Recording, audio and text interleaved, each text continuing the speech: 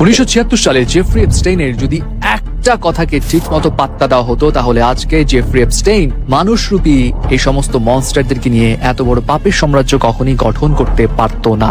অপরাধকে নিজের পাপের ঢাল হিসেবে কিভাবে ব্যবহার করতে হয় এবং জেফ্রি এপস্টেইন কিভাবে একজন সাধারণ কলেজ শিক্ষক থেকে এত বড় পাপের সাম্রাজ্য গড়ে তুললেন সেই ঘটনা আপনাকে আসলে হজম করতে একটু কষ্ট দিবে।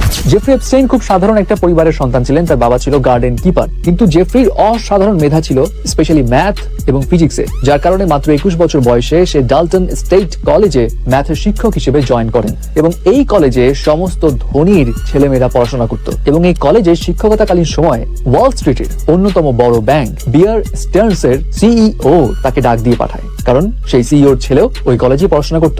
জেফ্রি যখন তার সঙ্গে দেখা করতে যায় তখন ব্যাংকে সেই সিইও তাকে বলে, তুমি খামাখা কলেজে শিক্ষকতা করে তোমার মেধা নষ্ট করছো, তুমি আমার ব্যাংকে জয়েন করো। এবং জেফ্রি তারপরে তার ব্যাংকে জয়েন করে ফেলে এবং কয়েক মাস পরে যখন তথ্য যাচাই বাছাই করা হয় তখন ব্যাংকের এইচআর জানতে পারে জেফ্রি সিভিতে যে ডকুমেন্টস গুলো লিখেছে সেগুলো সব ভুয়া, সে গ্রাজুয়েশন কমপ্লিটই করেনি, সে কলেজ ড্রপ আউট। এবং এরপর ব্যাংক কর্মকর্তা যখন তাকে প্রশ্ন করলেন তুমি কেন এমন মিথ্যা কথা বললে, তখন জেফ্রি জানায় আমি যদি মিথ্যা না বলতাম তাহলে আমাকে কেউ কখনো সুযোগই দিত না। জেফ্রির সিম্পল এই কথাটাকে ওভাবে গুরুত্ব দেয়নি ব্যাংকের সিইও। তিনি ভেবেছিলেন ওকে ঠিক আছে, নর্মাল এমপ্লয়ের মতো ওকে মাফ করে দাও, because he is very talented. এবং জেফ্রির কাজের দক্ষতার কারণে তিনি ধীরে ধীরে প্রমোশন পেতে থাকেন এবং এই প্রমোশন পাওয়ার সঙ্গে সঙ্গে তিনি তার তাণ্ডবও চালাতে থাকেন ভিতরে।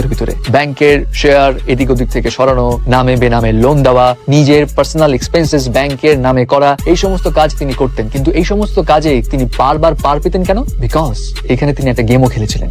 তিনি জানতেন কিভাবে মানুষকে ম্যানিপুলেট করতে হয় এবং তিনি এটাও জানতেন ক্ষমতাবান মানুষদের দুর্বলতা কোথায় কোথায়, যার কারণে ব্যাংকের একজন বড় এক্সিকিউটিভের সঙ্গে তিনি সখ্যতা গড়ে তুলেন এবং সেই এক্সিকিউটিভকে তিনি কি দিতেন? তরুণী দিতেন। এবং এই মার প্যাচে ব্যাংকের এক্সিকিউটিভ মুখ খুলতে পারতো না। কিন্তু যখন জেফ্রি বুঝতে পারলো তার ধরা খাবার সময় চলে আসছে, তার ঠিক আগ মুহূর্তে তিনি ব্যাংক থেকে রিজাইন দিয়ে দিলেন এবং এরপরে জেফ্রির মাস্টার প্ল্যান হয় শুরু। ব্যাংকের চাকরিকালীন সময়ে জেফ্রি অনেক ধনী ব্যক্তিদের সঙ্গে কানেকশন বিল্ড আপ করেছিলেন এবং তার এই কানেকশন থেকে তিনি অনেক ধনী ব্যক্তির পার্সোনাল অ্যাকাউন্টস গুলো মেইনটেইন করার কাজ শুরু করলেন এবং এই মেইনটেইন করার কাজের সুবাদে তার পরিচয় হয় বিজনেস টাইকুন লেসলি ওয়াগনারের সঙ্গে এবং লেসলি ওয়াগনার এপস্টেইনের হাতে তুলে দেন তার সম্পদের সম্পূর্ণ নিয়ন্ত্রণ। এরপর এখান থেকে খুব সুকৌশলে জেফ্রি এপস্টেইন এমন পরিমাণ টাকা মারা শুরু করলো যে সে নিজের প্রাসাদ, প্রাইভেট জেট, ব্যক্তিগত দ্বীপ সবকিছুই করে ফেলা স্টার্ট করলো এবং এর ফাঁকে ফাঁকে তিনি ডিফেন্সের অনেক লোকদের সঙ্গে কানেকশন বিল্ড আপ করলেন, অনেক পলিটিশিয়ানদের সঙ্গে কানেকশন বিল্ড আপ করলেন। ইনফ্যাক্ট বিল ক্লিনটনের পলিটিক্যাল পার্টিতে তিনি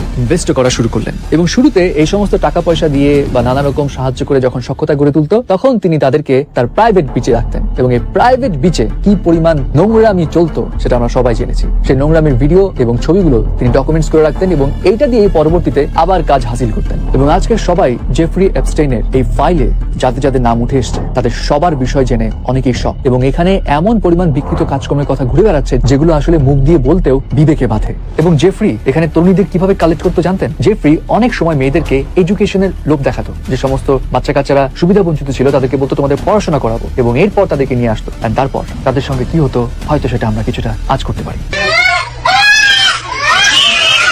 আমরা আগে এই ভিডিওটাকে সাধারণ মিমস হিসেবেই দেখতাম, কিন্তু এখন অনেকের কাছে এটা খুব সেন্সিটিভ এবং হৃদয় বিদারক একটা দৃশ্য।